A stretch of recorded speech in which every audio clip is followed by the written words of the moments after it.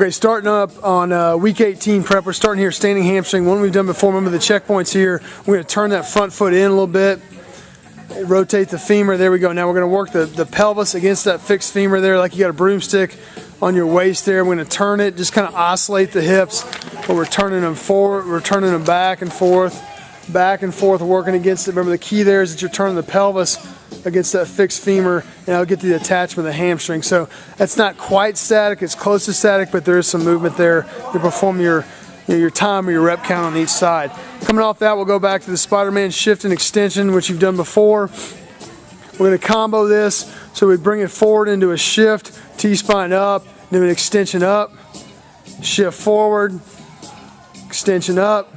One more time, shift forward, and extension up. Good. And of course, you hit your rep count there, probably 5 to 8 on each side.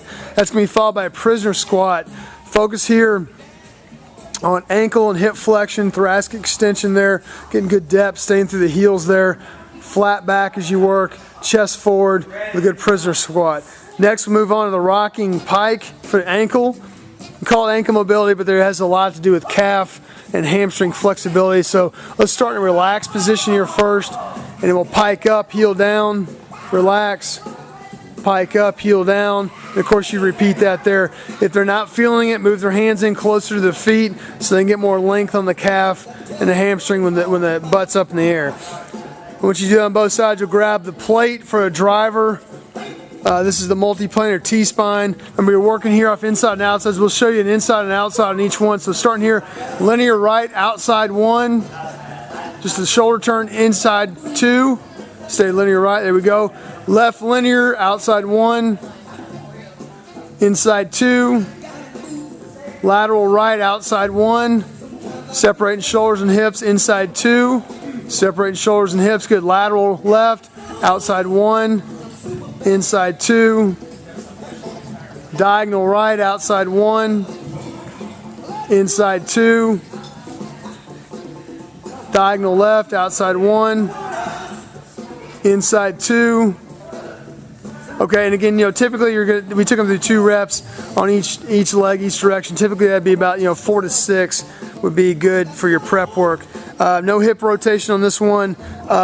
Your T-spine specific is going to be a squat with a rotation, so we'll take the bottom of the squat to stand.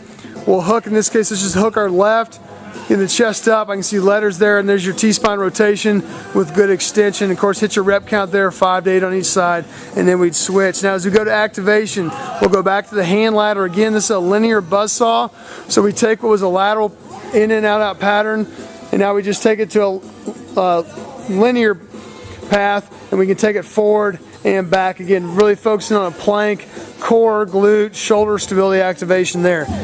Next we'll move on to the Y, which is we've used before. We'll grab a couple of dumbbells over here. We'll take a bent over position with a flat back, working on really driving through the shoulder blades and scaps. I'm going to take it out to a Y. And again, we've done this one before. All right, then after the Y, we'll go to our repeating box jumps to tap in a little bit of that elastic power. You might have one day it's a linear day. For example, like here be a repeat linear. Then we might go lateral on one day. We'll just demo the right side, but of course you would do the same on the left. Okay, and then we'd finish up your week 18 prep with a combo quick foot or power karaoke reaction go. Now what I'm doing here is he would be listening for the pattern, either quick or power. He'd be looking for the direction, either left or right, and when I say go, he would sprint opposite. So for example, I'm going to tell him here I'm starting him on a quick, and he's just going to go about 70% here just so he can stay with it. So if I said quick and I said power, he would keep going, and I'd say quick, back this way, and then quick here, power here, and go.